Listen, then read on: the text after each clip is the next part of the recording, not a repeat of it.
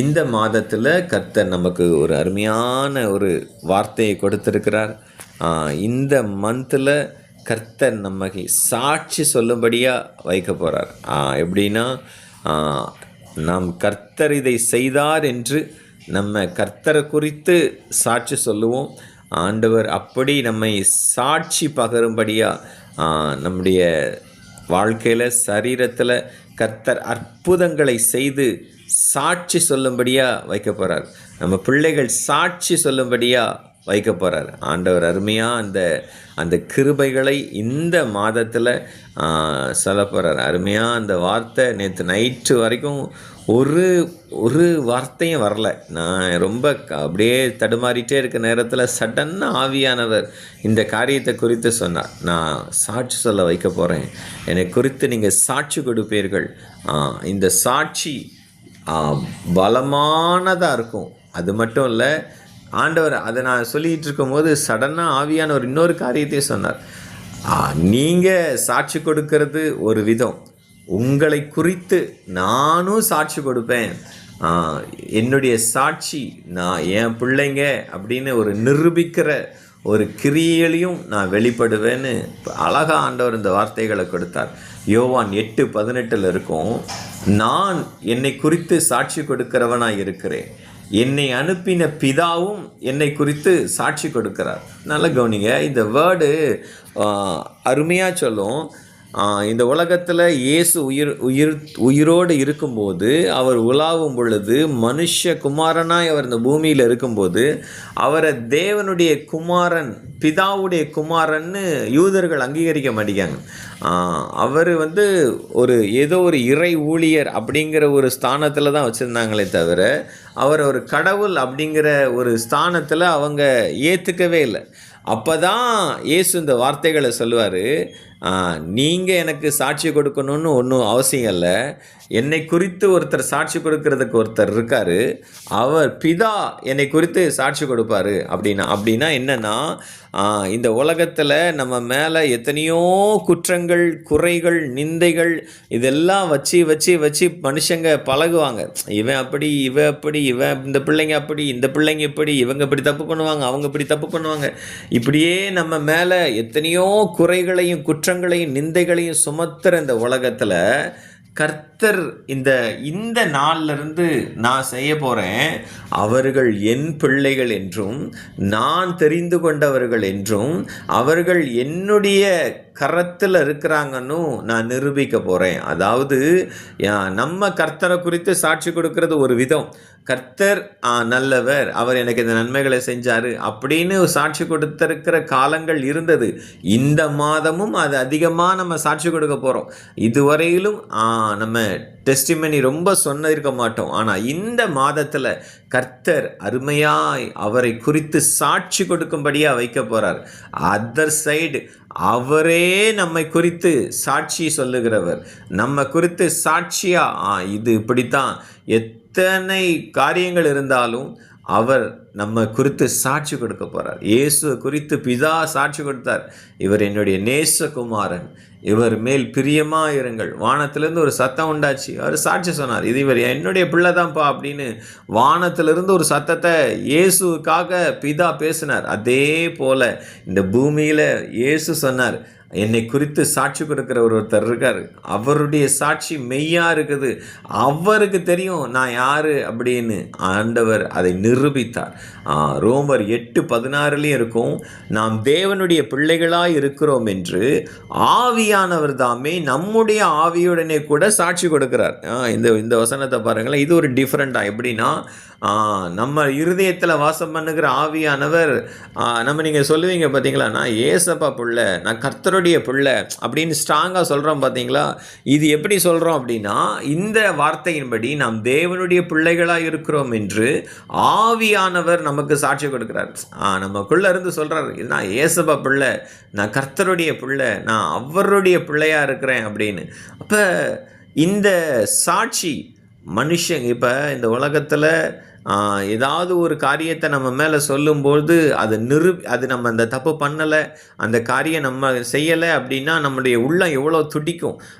நம்ம நம்ம மேலே அந்த குற்றம் சுமத்தும் போது, நம்ம பிள்ளைகள் மேலே அந்த குற்றம் சுமத்தும் போது நம்முடைய உள்ளம் துடிக்கும்ல. அப்போ நம்ம ஏதாவது ஒன்று எப்படி இதை நிரூபிக்கணும் அப்படின்னு நம்ம யோசிச்சுட்டு இருப்போம்.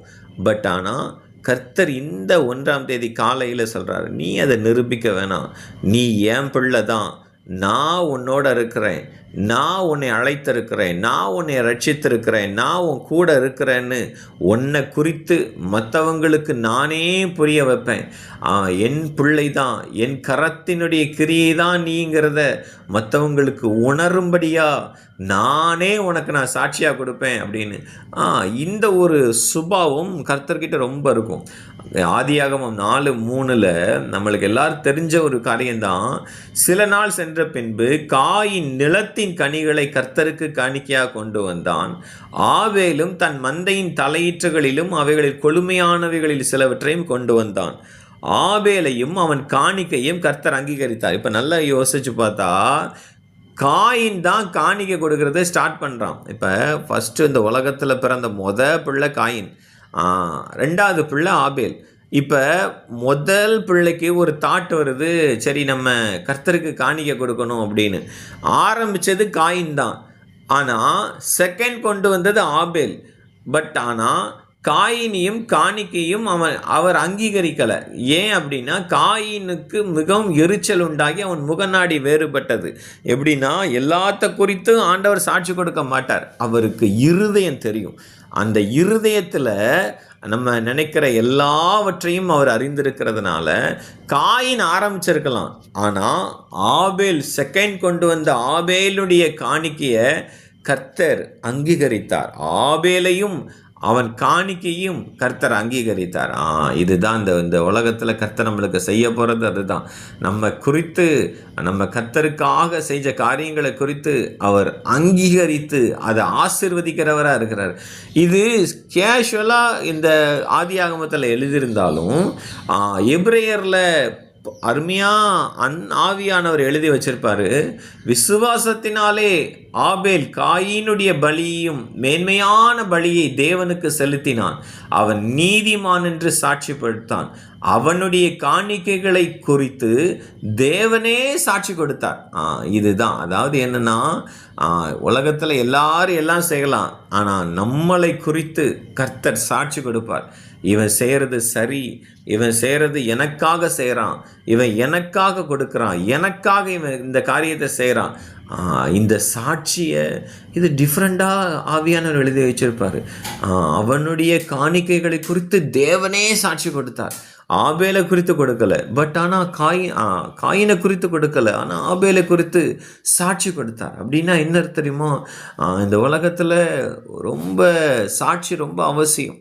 கர்த்தர் இந்த நாளில் நம்ம கூட சொல்கிற ஒரு காரியம், நான் உனக்கு சாட்சி கொடுப்பேன். உன்னை எந்த விதத்தில் எங்கே யார் குற்றப்படுத்தினாலும், எந்த விதத்தில் யார் உன் மேலே நிந்தையை கொண்டு வர ட்ரை பண்ணாலும், எந்த விதத்தில் யார் உன்னை சிறுமைப்படுத்த பழகினாலும் நான் விடாமல், இது என்னுடைய பிள்ளைனும், நான் உன்னை அழைத்திருக்கிறேனும், நான் உன்னை பரிசுத்தப்படுத்துகிறேனும், நான் உனக்கு சாட்சியாக இருப்பேன். என் சாட்சி பலமாய் உனக்காக வெளிப்படும். ஆண்டவர் இந்த வேலையில் அருமையாய் நமக்கு வாக்கு பண்ணுகிறது தான். ஒரு பக்கம் கர்த்தர் இதை செய்தார் அப்படின்னு உங்களை சாட்சி கொடுக்க வைப்பார். ஆண்டவர் உங்களை பலமுள்ள சாட்சிகளாய் மாற்றுவார். கர்த்தர் உங்கள் பிள்ளைகளுக்கு அற்புதங்களை செய்து சாட்சி சொல்ல வைப்பார். அதே போல கர்த்தர் நமக்காகவும் சாட்சியாக நிற்பார். எந்த மனுஷர்களுடைய நிந்தைகளுக்கும் தூஷணங்களையும் கர்த்தர் ஒரு காலும் நம்ம மேலே வர விடாதபடிக்கு ஆண்டவர் நமக்கு சாட்சியாக நிற்பார். சாட்சியாக ஆண்டவர் நம்மை வைப்பார். ஆதியாகமம் 20 ஆபிரகாம் தன் மனைவி சாரால சகோதரின்னு சொன்னதுனால கேராரின் ராஜா சாராலை கூட்டிகிட்டு போயிடுவான். பட் ஆனால் அந்த இரவில் அபிமெலேக்குக்கு ஆண்டவர் அருவான்றார் சொல்லுவார், அவன் ஒரு தீர்க்கதரிசி. நல்லா கவனிங்க, இது ஆபிரகாமுக்கு கூட தெரியுதா இல்லையான்னு தெரியல. ஆபிரகாமுக்கு கூட அந்த வேர்டை இப்படி கர்த்தர் பேசியிருக்காரான்னு தெரியல. ஆபிரகாமின் சிநேகிதன்னு சொல்லுவார். பட் ஆனால் எங்கேயோ இருக்கிற அபிமெலேக்கிட்ட போய் அருமையாக சொல்லுவார். ஆதியாகமம் 27 அவன் ஒரு தீர்க்கதரிசி. அப்படின்னா கவனிங்க, இந்த ஒரு பெரிய கிரேடு கர்த்தர் நமக்காக செய்ய போகிறார். நம்ம யாருக்கிட்ட நம்மளை பற்றி சொல்லணுமோ கர்த்தர் அவர்களோடு பேசுவார். யார் நம்மளை இது ஒரு விதமாக ஒதுக்கி வச்சு சிறுமைப்படுத்தி அப்படிலாம் இருக்கிறாங்களோ அவங்களோட கர்த்தர் நம்மை குறித்து சாட்சி சொல்லுவார்.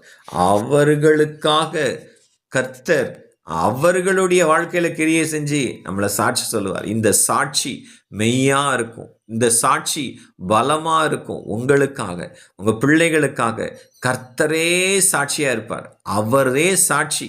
அவருடைய சாட்சிக்கு மேல ஒரு விஷயமும் இருக்காது. ஆண்டவர் அந்த கிரியைகளை கர்த்தர் செய்ய போறார். அப்போஸ்தலர் 13:22 இருக்கும்.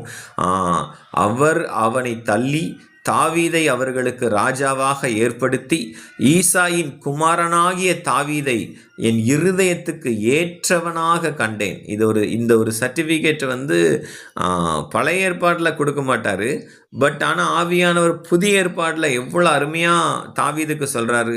தாவீதை என் இருதயத்துக்கு ஏற்றவனாக கண்டேன், எனக்கு சித்தமானவைகளையெல்லாம் அவன் செய்வான் என்று அவனை குறித்து சாட்சியும் கொடுத்தார். இந்த டெஸ்டிமனி தாங்க இந்த காலங்களில் நம்மளுக்கு நடக்க போகுது. அவன் என் இருதயத்துக்கு ஏற்றவன், அவள் என் இருதயத்துக்கு ஏற்றவள். அவங்க அந்த பிள்ளைங்க இருதயத்துக்கு ஏற்ற பிள்ளைங்க. கர்த்தர் அப்படி சாட்சி கொடுக்க போகிறார்.